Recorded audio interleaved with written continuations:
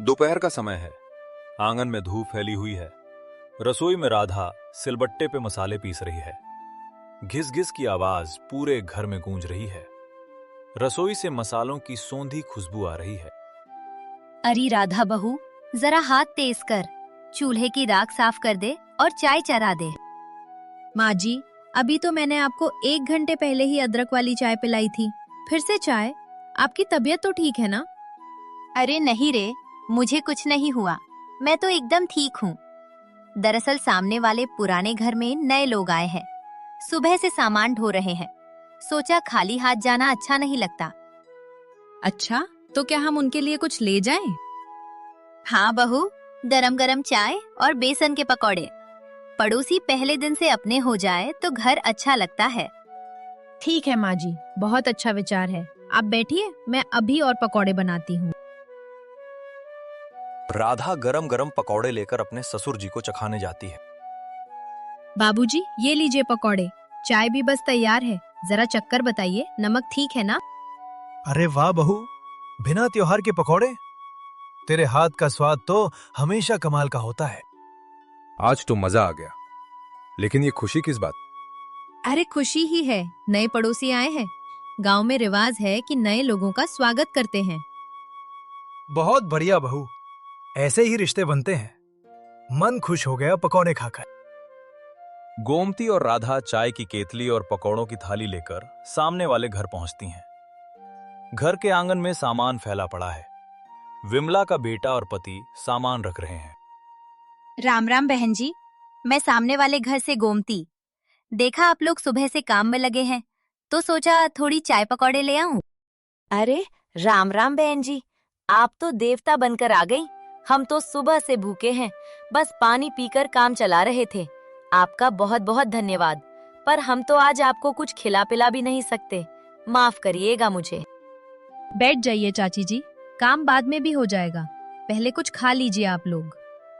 बहन जी, शहर में तो कोई पूछता तक नहीं, यहाँ आप लोग बिना बुलाए ही मदद को आ गए। अरे बहन जी, गांव में ऐसा ही होता है।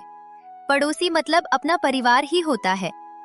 सच कहूँ बहन जी, हम डर रहे थे कि गांव में कैसे रहेंगे, पर आप लोगों से मिलकर मन हल्का हो गया।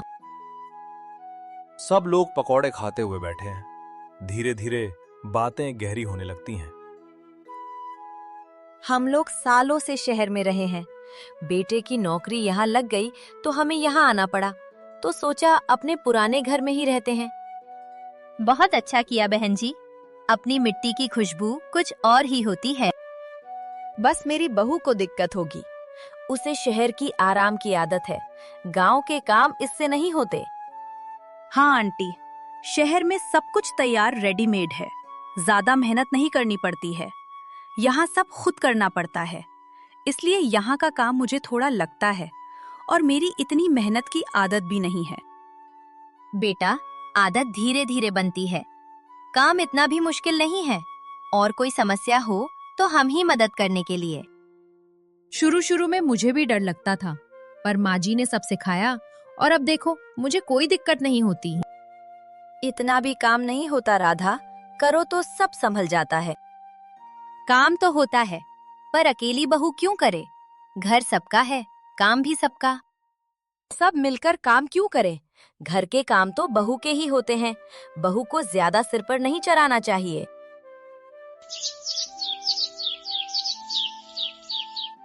अगली सुबह विमला अपने घर में खड़ी होती है। वो सामने गोमती के घर की ओर देखती है।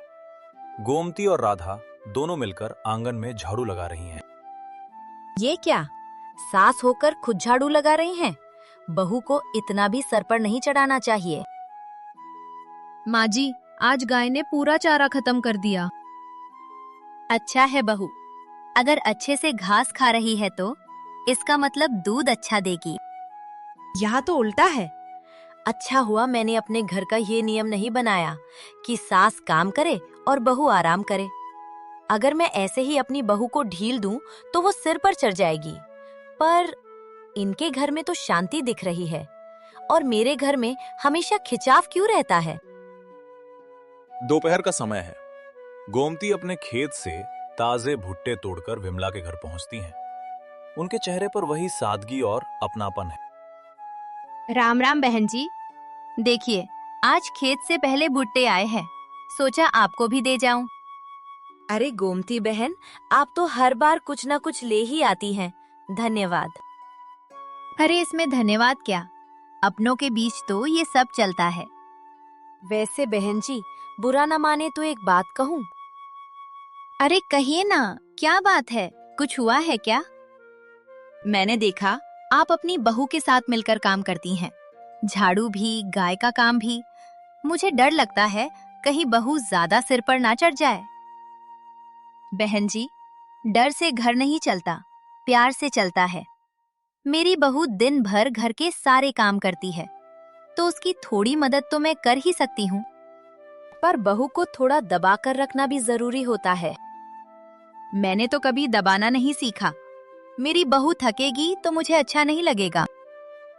मुझे बहू को सर पे चढ़ना तो बिल्कुल नहीं पसंद। पता चले कि कल वो आराम से सोती रहे और मैं घर का सारा काम करूं। अगली सुबह विमला के घर सन्नाटा है। वो बार बार रसोई की ओर देखती हैं। इतनी देर हो गई, चाय तक नहीं बनी। तनु, उठ जा अब, सूरज सिर पर आ गया है। मम्मी जी, बहुत थक गई हूँ। कल पूरा घर साफ किया था, बहुत बॉडी पेन हो रहा है। अरे काम से कौन नहीं थकता। गोमती की बहू सुबह 5 बजे उठ जाती है। पर मम्मी जी, मेरा शरीर भी तो इंसान का है, और किसकी बहू कब उठ रही है उससे हमें क्या लेना देना। इंसान का है तो काम भी करना सीखो। घर का काम तो करना ही पड़ेगा ना। मम्मी जी, आप ऐसा क्यों बोल रही हैं? घर के सारे काम मैं ही तो करती हूँ। कभी आपने मेरी हालत समझने की कोशिश की? कभी मेरी मदद ही कर दिया करिए। पर नहीं, मैं बीमार हूँ या कुछ भी हो, सारे काम मुझे ही करने पड़ते हैं। कैसी हालत? सबकी बहू ऐसे ही काम करती है, इसमें नया क्या है? तुम काम चोरी के बहाने मत बनाओ। सुबह का समय है। तन्नू की आंखें सूजी हुई हैं, चेहरा पीला पड़ गया है। वो कमजोरी से उठती है और रसोई की तरफ बढ़ती है। सिर फट रहा है, शरीर में बिल्कुल जान नहीं है। लेकिन अगर मैं खाना नहीं बनाऊंगी तो खाना कौन बनाएगा? तनु, आज खाने में देर मत करना, पापा जी को भूख लगी है। अगर देर हुई तो पापा जी नाराज हो जाएंगे। मम्मी जी, मेरी तबीयत आज बहुत खराब है। रात से बुखार सा लग रहा है, आप मेरी मदद करा दीजिए। कोई बात नहीं, हल्का फुल्का बुखार है। गांव में औरतें बीमार पड़कर भी काम करती हैं। मम्मी जी, अगर आप बुरा ना माने तो मेरे लिए कोई हाउस हेल्प लगवा दीजिए ना। कम से कम सुबह का काम हल्का हो जाएगा। क्या? अब यहाँ काम वाली कहाँ से लाओ? ये शहर थोड़ी है कि कोई काम वाली मिल जाएगी। मम्मी जी, बस कुछ दिनों के लिए, जब तक मेरी तबीयत ठीक नहीं हो जाती। अरे बेटा, तू खुद समझ गया। यहाँ काम वाली कहाँ से लाओ? तो क्या आप आज थोड़ा सा हाथ बटा देंगी? मैं अकेली ये सब कैसे करूँगी? क्या बहू, अभी मेरे पास दूसरे काम भी है। मैं भी इनमें उलझ कर रह जाऊंगी। मैं भी इंसान हूँ, कोई मशीन नहीं। पर इनको कोई फर्क नहीं पड़ता, बस दिन भर काम करते रहो। दोपहर का समय है। गोमती विमला से मिलने आती है। तभी उसकी नजर तन्नू पर पड़ती है, जो सिर पकड़कर आंगन से निकलती है। अरे तनु बिटिया, तुम्हारा चेहरा इतना पीला क्यों है? कुछ नहीं आंटी, बस थोड़ा सा सिर दर्द है। थोड़ा सा सिर दर्द में ऐसे हाथ कांपते नहीं है, सच सच बताओ। आंटी, आज तीसरी रात है, मुझे बुखार है, पर फिर भी रसोई का सारा काम करना पड़ रहा है। अरे बेटा, तो तू काम क्यों कर रही है? और विमला बहन ने कुछ नहीं कहा? कहने का क्या फायदा, उनके लिए तो ये सब बहू का फर्ज है, और घर के काम तो बहू को ही करना चाहिए। बिटिया, फर्ज इंसान के बस का होना चाहिए, तुम टूट जाओगी ऐसे। कभी कभी लगता है शहर छोड़कर गलती कर दी। वहाँ का काम करना आसान था, पर यहाँ तो इतना बड़ा घर और इतने सारे काम मुझसे अकेले नहीं होते। पर मम्मी जी को ये समझ नहीं आता। नहीं बिटिया, गलती गांव की नहीं, सोच की है। पर विमला बहन को ये समझना चाहिए। थोड़ी देर बाद गोमती वहां से चली जाती है।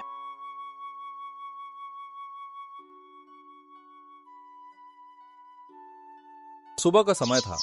चिड़ियां चहचहा रही थीं। मनु अपनी सास के कहने पर पड़ोसी गोमती आंटी के घर गरम मसाला लेने पहुंचती है। जैसे ही वो आंगन में कदम रखती है, उसकी आंखें फटी की फटी रह जाती हैं। अरे बाप रे, गोमती आंटी, राधा भाभी, ये मैं क्या देख रही हूँ? आप दोनों इस गंदे गोबर के ढेर में हाथ डालकर क्या कर रही हैं? क्या आपको इससे घिन नहीं आती? अरे मनु बिटिया, आओ आओ। घिन कैसी? ये तो गाय का गोबर है, बहुत शुद्ध होता है। हम इसके उपले बना रहे हैं, जो सूखने के बाद चूल्हे में आग जलाने के काम आएंगे। शहर में तुम लोग गैस जलाती हो, पर हमारे यहाँ तो इसी से रोटियां पकती हैं। हाँ मनु जी, माँ जी ने ही मुझे सिखाया है। जब हम दोनों साथ मिलकर काम करते हैं तो खेल खेल में सैकड़ों उपले बन जाते हैं। आप क्यों खड़ी हैं? बैठिए ना। नहीं नहीं भाभी, मैं तो बस गरम मसाला लेने आई थी, क्योंकि हमारे घर में खत्म हो गया है। पर अब मैं देख रही हूँ कि आपके हाथ तो पूरी तरह गोबर में सने हुए हैं। आप मुझे मसाला कैसे देंगी? क्या आप इसी हाथ से मसाले का डिब्बा छुएंगी? अरे नहीं मन्नू जी, मैं अभी जाकर साबुन से हाथ धो लेती हूँ और आपको ताज़ा पिसा हुआ मसाला दे देती हूँ। बस 2 मिनट रुकिए। नहीं भाभी, रहने दीजिए। मुझे लगता है कि आज मैं बिना मसाले की सादी सब्जी ही बना लूंगी। मुझे ये सब देखकर बहुत अजीब लग रहा है। मैं चलती हूँ। शाम को गोमती, विमला, राधा और रश्मि बाजार जाते हैं। विमला को मोल भाव करना नहीं आता। गोमती बहन, ये सब्जी वाला तो बहुत महंगा बता रहा है, ले लें क्या? अरे नहीं बहन, ऐसे नहीं चलता। भैया, ये लौकी 5 रुपए किलो देंगे, नहीं तो हम आगे चले जाएंगे। अच्छा बहन जी, ले जाइए। अच्छी ताजी ताजी सब्जियां हैं। और कुछ चाहिए क्या? देखो, राधा भाभी के हाथ में सिर्फ एक छोटा थैला है। उनकी सास मदद कर रही हैं, और मेरी सास ने तो सारा बोझ मुझ पर डाल दिया है। रश्मि, जल्दी जल्दी चल, घर जाकर खाना भी बनाना है। बाजार से लौटने के बाद मनु की हालत बहुत खराब थी। उसका चेहरा पसीने से भीगा था और उसके कोमल हाथों की हथेलियां लाल पड़ चुकी थीं। ओह माँ, आज तो मेरी जान ही निकल गई। मम्मी जी, देखिए मेरे हाथ कितने लाल हो गए हैं, और कमर में ऐसा लग रहा है जैसे कोई कांटा चुभ रहा हो। मैं बहुत थक गई हूँ। अरे अभी तो सब्जी आई है बहू, अब इन सब सब्जियों को साफ करके फ्रिज में लगा दे। फिर रात के खाने की तैयारी भी तो करनी है। अंबर और तेरे ससुर जी आते ही होंगे। मम्मी जी, क्या आपको मुझ पर जरा भी तरस नहीं आता? मैं फ्रिज में सब्जी नहीं रख पाऊंगी। मुझे बहुत थकान हो रही है, मैं सोने जा रही हूँ। आप खुद क्यों नहीं जमा देती ये सब्जियाँ? ये शहर की लड़कियाँ कितनी नाजुक होती हैं। जरा सा बाजार क्या चली गई, जैसे कोई बड़ा उपकार कर दिया हो। जा सो जा, अब मुझे ही ये सारा काम करना पड़ेगा। बहू आई है सुख देने के लिए, पर यहाँ तो मुझे ही नौकरानी बनना पड़ रहा है। आप मुझे बहू नहीं नौकरानी समझती हैं? काश मेरी सास भी गोमती आंटी जैसी होती, जो अपनी बहू का हाथ पकड़कर चलती हैं, बोझ लाद कर नहीं। गांव में बिजली गुल होने की वजह से नलों में पानी नहीं आया। विमला परेशान होकर आंगन में टहल रही है। तभी गोमती अपने घर से बाहर निकलती हैं। विमला बहन, आज तो पूरे गांव की बत्ती गुल है। पीने का पानी भी खत्म हो गया होगा। हम लोग कुएं पर जा रहे हैं। अपनी बहू को भी हमारे साथ भेज दो, ताजा पानी भर लाएंगे। हाँ बहन, सही कहा आपने। बहू, ओ बहू, जल्दी बाहर आ।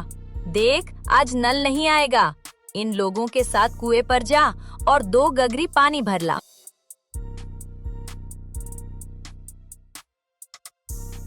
क्या? कुएं पर?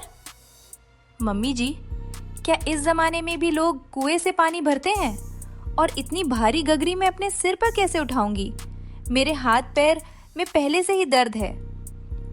बहू, बहाने मत बना। मेरे घुटनों में तो सचमुच दर्द है, इसलिए तुझे जाना ही होगा। गांव में रहना है तो यहाँ के तौर तरीके सीखने पड़ेंगे। जा, एक खाली गगरी उठा और इनके पीछे पीछे जा।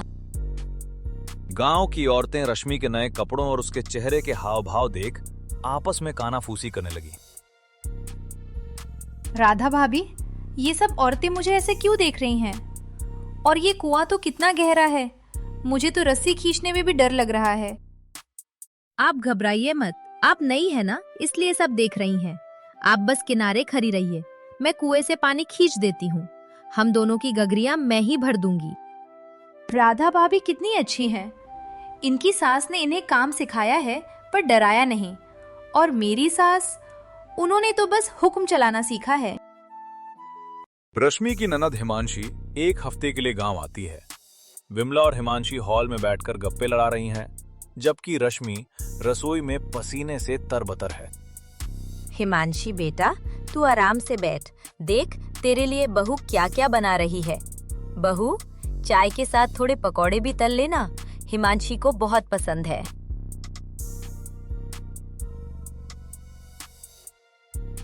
हिमांशी, मैं सुबह से बर्तन धो रही हूँ और खाना बना रही हूँ। अगर मम्मी जी थोड़ी मदद कर दे तो मैं सब बना दूंगी। अकेले इतना सब करना मुश्किल है। अरे, ननद मेहमान बनकर आई है और तू उससे काम कराएगी? और मैं तो अब बूढ़ी हो चली हूँ, मुझसे अब ये तलने भुनने का काम नहीं होता। तू जवान है, हाथ पैर चलाएगी तो फुर्ती आएगी। चुपचाप नाश्ता तैयार कर। हिमांशी भी तो लड़की है, वो मेरी मदद क्यों नहीं कर सकती? और माँ जी तो बस सोफे पे बैठकर हुक्म दे रही हैं। क्या मेरा इस घर में कोई मोल नहीं है? अगले दिन बहुत तेज बारिश हुई। राधा आंगन में काम करते समय फिसल गई और उनके पैर में गहरी मोच आ गई। रश्मि और विमला भी वहां पहुंचे। माँ, देखिए मेरा पैर सूज गया है, मुझे बहुत दर्द हो रहा है। अरे मेरी बच्ची, राघव गया है वैद्य को बुलाने। राधा बहू, तू चुपचाप इस खाट पर लेट जा। अब जब तक तेरा पैर बिल्कुल ठीक नहीं हो जाता, तू रसोई की तरफ झांकेगी भी नहीं। पर माँ जी, घर का सारा काम, गाय का चारा, सबका खाना आप अकेले कैसे करेंगी? तू उसकी चिंता मत कर। जब तू ठीक थी तब तूने मेरी बहुत सेवा की है। अब मेरी बारी है, मैं आज से सारा काम खुद संभालूंगी। तू बस आराम कर और जल्दी ठीक हो जा। गोमती बहन, आप भी कैसी बातें करती हैं? सास होकर बहू की सेवा करेंगी?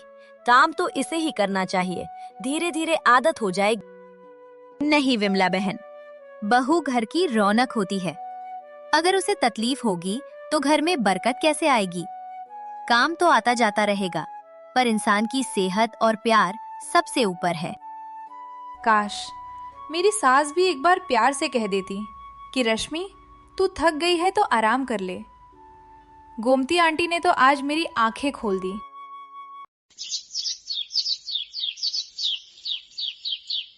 बहू, अंबर के आने का समय हो गया है, जल्दी से उठ और हम सबके लिए कड़क चाय और बढ़िया सैंडविच बना दे। खाली पेट कोई नहीं बैठेगा। मम्मी जी, आज सुबह से बहुत काम हो गया है। मेरे सिर में बहुत तेज दर्द है, ऐसा लग रहा है जैसे बुखार चढ़ रहा हो। क्या आज आप चाय और सैंडविच बना लेंगी? क्या कहा? मैं बनाऊं? बहू, सिर में दर्द है, हाथों में तो नहीं। और अगर तेरे घर में होने के बाद भी मुझे ही रसोई में खटना पड़े तो फिर बहू लाने का मतलब ही क्या हुआ? बहाने मत बना और जल्दी किचन में जा। बस मम्मी जी, अब और नहीं सुना जाएगा। आपने मुझे बहू नहीं, इस घर की मुफ्त की नौकरानी समझ लिया है। जब देखो तब काम काम और बस काम। आपने कभी मेरा हाल पूछा? कभी पूछा कि बहू तूने खाना खाया या नहीं? ज्यादा जुबान मत चला बहू, बड़ों से ऐसे बात नहीं करते। तो बड़े भी तो छोटों को प्यार दे। सामने गोमती आंटी को देखिए, राधा भाभी के पैर में मोच आई तो उन्होंने उन्हें रानी बनाकर बिठा दिया।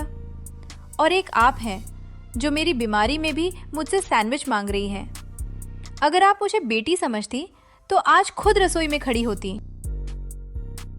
अंबर ऑफिस से घर लौटता है और घर में सन्नाटा देखकर परेशान हो जाता है। उसे पता चलता है कि रश्मि कमरे में बंद है। रश्मि, दरवाजा खोलो। क्या हुआ है? मम्मी कह रही है कि तुमने उनसे बदतमीजी की और खाना बनाने से मना कर दिया। अंबर, मैं थक चुकी हूँ। तुम्हारी माँ को बहू नहीं सिर्फ एक मशीन चाहिए। जब तक उन्हें अपनी गलती का एहसास नहीं होगा, मैं इस कमरे से बाहर नहीं आऊंगी और ना ही घर का कोई काम करूंगी। पापा, रश्मि बहुत दुखी है। माँ ने उसे आज बहुत खरी खोटी सुनाई है। मुझे लगता है रश्मि सही कह रही है। हाँ बेटा, मैं सब देख रहा हूँ। विमला, तुमने वाकई में हद कर दी है। रश्मि शहर की लड़की है, वो यहाँ ढलने की कोशिश कर रही है, पर तुमने उसे कभी सहारा नहीं दिया। अब तुम ही घर संभालो, तभी तुम्हें उसकी कीमत समझ आएगी। अजी, आप भी उसी का पक्ष ले रहे हैं? ठीक है, मैं भी देखती हूँ कितने दिन कमरे में दुबक कर बैठती है। मैं खुद सारा काम कर लूंगी। 3-4 दिन बीत जाते हैं। घर का सारा झाड़ू पोछा, बर्तन और खाना बनाने का बोझ विमला पर आ गया। विमला की पुरानी हड्डियां जवाब देने लगीं। उफ, ये कमर तो जैसे टूट ही जाएगी। अभी तो कपड़े भी धोने हैं और रात की रोटियां भी बनानी हैं। रश्मि ये सब अकेले कैसे कर लेती थी? मैंने तो कभी उसका हाथ भी नहीं बटाया। काम के बोझ और थकान की वजह से विमला को तेज बुखार आ गया। वो बिस्तर पर पड़ गई और जोर जोर से खांसने लगी। हाय रे, आज शरीर साथ नहीं दे रहा। आज मुझे समझ आ रहा है कि गोमती बहन अपनी बहू की इतनी फिक्र क्यों करती थी। बहू साथ दे तो घर स्वर्ग है, और अगर बहू रूठ जाए तो घर नरक बन जाता है। रश्मि जब अपनी सास की खांसी और कराहने की आवाज सुनती है तो उसका दिल पिघल जाता है। वो कमरे से बाहर आती है और दवा लेकर विमला के पास पहुंचती है। मम्मी जी, ये दवा खा लीजिए, आपको बहुत तेज बुखार है। रश्मि बेटा, मुझे माफ कर दे। इन 4 दिनों में मुझे समझ आ गया कि तू इस घर के लिए कितनी मेहनत करती थी। मैंने तुझे हमेशा दबा कर रखा, कभी प्यार नहीं दिया। गोमती सही कहती थी, बहू को बेटी समझो तो ही वो हमें माँ समझेगी। मम्मी जी, मैं आपसे नाराज नहीं थी, बस चाहती थी कि आप मेरी तकलीफ को समझें। आप आराम कीजिए, मैं अभी आपके लिए गरम सूप और खिचड़ी बनाकर लाती हूँ। तभी गोमती आंटी और राधा भाभी भी वहां आ जाती हैं। सबको साथ देखकर वे बहुत खुश होती हैं। क्यों विमला बहन, मिल गया ना सुकून? जब सास और बहू मिलकर रसोई संभालती है तो खाने का स्वाद भी बढ़ जाता है और घर में बरकत भी आती है। हाँ बहन, अब मैं और रश्मि मिलकर इस घर को स्वर्ग बनाएंगे। अब विमला और रश्मि दोस्त की तरह रहती हैं। विमला रसोई में रश्मि की मदद करती है और रश्मि अपनी सास का पूरा ख्याल रखती है।